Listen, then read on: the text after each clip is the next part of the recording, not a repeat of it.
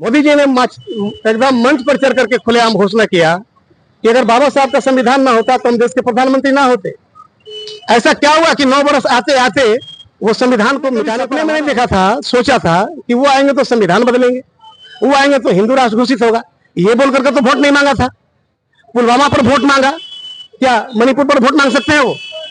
तो कहीं ना कहीं प्रधानमंत्री सवाल के घेरे में इतने सती सावित्री है, तो क्यों नहीं बैलेट पेपर से वोट करवा लेते, परीक्षा दे देते, बात खत्म हो जाएगी। लेकिन ईवीएम का पकड़ के बैठ जाना साबित करता है कि मोदी जी के सफेद दाढ़ी में कहीं ना कहीं मिलाने के लिए सब दे देगा उसको। हिंदू राष्ट्र बन जाएगा, गांव को हिंदू राष्ट्र बना के देखे तो एक गांव को बोल दे कि अभी क्या नाम है यहाँ, बकरी को हिंदू राष्ट्र घोषित किया गया, जानते क्या होगा? मालूम है क्या होगा? प्रधानमंत्री है और मैं वाम सेवका किसान मोर्चा का अध्यक्ष हूँ पश्चिम बंगाल का। और पिछले 11 वर्ष के दौर में समाज का सुधार, समाज का जागरण, यही काम प्रधान रहा है। इसके पहले बाबा साहब ने जो लड़ाई लड़ी, 90% लड़ाई उन्होंने लड़ा है, बाद बाकी बची 10% लड़ाई, और ये लड़ाई आज भी हम जीतने में सक्षम है। तो असक्षम इसलिए है क्योंकि हम अभी संकीर्णता से उभरे नहीं हैं। हमारा समाज संस्थाओं में बटा तो एक गुट में बटा, लेकिन रीति और नीति और नियत का कॉम्बिनेशन ठीक न होने की वजह से लोग बड़बोलेपन में एक तरफ हो गए। लेकिन बात वही रही कि गुरु को मानता है लेकिन गुरु की नहीं मानता, तो ये हमारे समाज के लिए बहुत घातक बात रहा। सर, जिस तरह से जो है बाबा साहब एक स्लोगन दिए थे कि मुझे पढ़े लिखे लोगों ने ही धोखा दिया है, सर इस पे क्या कहेंगे? बिल्कुल, Baba Saheb is a symbol of knowledge है, great man in the world है, विश्व का जिसको महापंडित कह सकते हैं, कहा जाता है। तो वैसा महापुरुष यदि बोल रहे हैं कि पढ़े लिखे लोगों ने हमको धोखा दिया, तो दिया, क्योंकि उनके बातों को तो काटा नहीं जा सकता है। उन्होंने उम्मीद किया था कि शिक्षित होंगे, संगठित होंगे तो संघर्ष होगा, संघर्षों से अधिकारों की प्राप्ति होगी, अधिकारों की प्राप्ति से कुपोषण जाएंगे, संस्कार आएंगे और हम वोट भी देंगे और शासक भी बनेंगे। लेकिन उनको कौन ठगा? पढ़े लिखे लोगों ने स्वार्थवश किसी पार्टी में जाकर के अपना रोटी सेक लिया और बाबा साहब के साथ धोखा किया, तो पूरी बात है। तो ये बात तो बिल्कुल सच है। अब रही सब लोगों ने नहीं ठगा, आदिवासी से लेकर के जितने भी समाज है आज भी उसके ऊपर अत्याचार हो रहे हैं, लेकिन क्या उन्होंने बाबा साहब का साथ छोड़ दिया? आज इस मिशन में जुड़ करके अपना अस्तित्व को जिंदा रखने का प्रयास कर रहा है। और असल में ये जो लड़ाई अभी है, ये जो मिशन है, सामना सामने का जो लड़ाई अभी चल रहा है, उससे एकदम स्पष्ट है कि ये दो ताकत में बट गया है। ये लड़ाई दो ताकत में बटा हुआ है।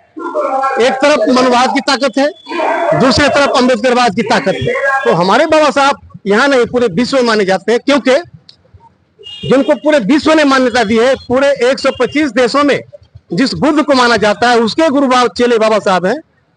ज्योतिबा फूले को बाबा साहब ने गुरु माना, तो बाबा साहब ने जो गुरु को माना तो पूरा तरह से माना। ये नहीं कि हम गुरु को मानते हैं और गुरु की नहीं मानते हैं। तो बाबा साहब ने गुरु को भी माना था और गुरु की भी माना था, इसलिए महान बने। सवाल ये है कि हमारे समाज का शोषण 3000 वर्ष पुराना है, और यदि हम बाबा साहब के माध्यम से लड़ाई करके यदि अपना शासक नहीं ला पाए तो ये लड़ाई मेरा व्यर्थ है। जिसको हम आज लड़ रहे हैं, जो जयंती मना रहे हैं, ये सार्थक नहीं होगा, क्योंकि हम शासक ही थे। पुरातन इतिहास को कंगाल कर देखा जाए तो हम शासक ही थे। जो लोग बाहर से आए हमको बरगला करके शासक बना, और इतना अत्याचार कि आज भी 3000 वर्षों के बाद, माफ कीजिएगा आज बाबा साहब का जन्मदिन है, मोदी जी के शासन में मणिपुर दिखाई देता है, तो माना जा रहा है कि हमारे ऊपर 3000 वर्षों शोषण हुआ है, उससे ज्यादा अभी हो रहा है। क्यों? इसके पीछे एक ही कारण है कि बाबा साहब के उत्पत्ति चेतना के कारण जो शिक्षा का चलन बढ़ा है, ये मनोवाद का अंत होता दिखाई दे रहा है और वो अंतिम सांस ले रहा है। आज आरएसएस वालों की लड़ाई कांग्रेस वालों से नहीं, बीजेपी वालों से नहीं, सीपीएम वालों से नहीं, वामपंथियों से नहीं रहा। आज मोदी वर्सेस जनता है, भाजपा वर्सेस भारतवासी है। 2 लाख नौकरी गायब हुई, पैसा नहीं मिला, काला नोट वापस नहीं आया, पूरा झूठा साबित हुआ, माँ बहन नंगा हुई, विदेश में उपहास हुआ। हम कहते हैं अच्छा प्रधानमंत्री, हम कहते हैं इस प्रधानमंत्री को बदलेंगे, और जो चुनाव आयोग हमारे साथ अन्याय कर रहा है, जब हम शासक बनेंगे ना, उसको फांसी चढ़ा देंगे, याद रखिएगा। उस शासक को हम फांसी चढ़ा देंगे जो इस तरह से ईवीएम को शासन बना करके हमारे ऊपर गुलामी थोप रहा है। वैसे ईवीएम के दलालों को ना हम लोग फांसी चढ़ा देंगे जब शासक बनेंगे, क्योंकि ईवीएम में दलाली करना ही देशद्रोह है। जब ईवीएम में दलाली करने वाला देशद्रोह कर रहा है, संविधान को मिटाने वाला देशद्रोह कर रहा है, तो जिस दिन संविधान मिटेगा फिर हम कानून मानने के लिए तैयार नहीं होंगे, और वो दिन भारत के लिए काला दिवस होगा, याद रखिएगा। मोदी जी ने एकदम मंच पर चढ़ करके खुलेआम घोषणा किया कि अगर बाबा साहब का संविधान ना होता तो हम देश के प्रधानमंत्री ना होते। ऐसा क्या हुआ कि 9 वर्ष आते आते वो संविधान को मिटाने पर आमादा हो गए। तो ये इशारा कि Modi ji is a big important person in India. Bharat का एक इम्पोर्टेंट आदमी है, क्योंकि वो प्रधानमंत्री है ना। गार्जियन अगर ठीक नहीं कर रहा है तो 24 में जवाब मिल जाएगा। मोदी जी अगर अच्छा किए हैं तो उसका जवाब 24 में मिलना है, अगर गलत किए होंगे तो उसका जवाब आएगा। हमारा बात सिर्फ इतना है कि मोदी जी के शासन में हमने कभी सपने में नहीं देखा था, सोचा था कि वो आएंगे तो संविधान बदलेंगे, वो आएंगे तो हिंदू राष्ट्र घोषित होगा। ये बोल करके तो वोट नहीं मांगा था। पुलवामा पर वोट मांगा, क्या मणिपुर पर वोट मांग सकते हैं वो? तो कहीं ना कहीं प्रधानमंत्री सवाल के घेरे में है, और प्रधानमंत्री का झगड़ा भारतवर्ष के मूल निवासी नहीं, पूरे 85% लोग नहीं, 140 करोड़ जनता वर्सेस भाजपा है। कोई कांग्रेस उसका विरोधी नहीं है सर, जो दिख रहा है। मुझे उम्मीद है कि इस बार मनुवाद अपना जान बचाने के लिए जितना ताकत लगा रहा है, अम्बेडकरवाद भी उससे 3 गुना ताकत लगा रहा है कि हम गुलाम नहीं होंगे। और वो कह रहा है कि अगर इसको गुलाम नहीं बना पाए तो हमको यूरेशिया जाना पड़ेगा। तो दोनों अपना अपना जान के चक्कर में बाजी लगा रहा है। तो इसलिए ये लड़ाई 2024 की लड़ाई भारत की धरती पर 2 संस्कृतियों का देवासुर संग्राम है, न कि अम्बेडकर और मनुवाद।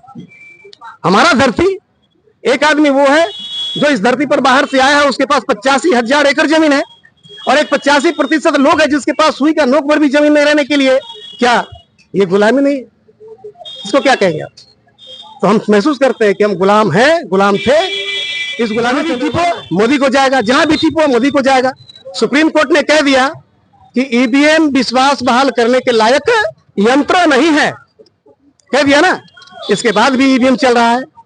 तो अगर मोदी जी इतने सती सावित्री है तो क्यों नहीं बैलेट पेपर से वोट करवा लेते, परीक्षा दे देते, बात खत्म हो जाएगी। लेकिन ईवीएम का पकड़ के बैठ जाना साबित करता है कि मोदी जी के सफेद दाढ़ी में कहीं ना कहीं तिनका है। और ये बात मैं नहीं, कांग्रेस नहीं, सीपीएम नहीं, बीजेपी नहीं, ये बात भारत का 140 करोड़ जनता भांप चुकी है, और इसी चीज से मोदी जी को खतरा है। मेरा नाम जवाहर मल्लिक है, हम दुर्गापुर से आए हैं, पश्चिम बंगाल में रहते हैं, रामनगर दियारा, श्री सोहन राय के टोला, पटना जिला में मेरा जन्म हुआ है। मैंने भारत की धरती में, हम बिहार की मिट्टी पर जन्मे हैं। मेरा नाम जवाहर मल्लिक है, और हम 17 साल की उम्र से अम्बेडकर साहब के रिसर्च को लेकर के काम कर रहे हैं।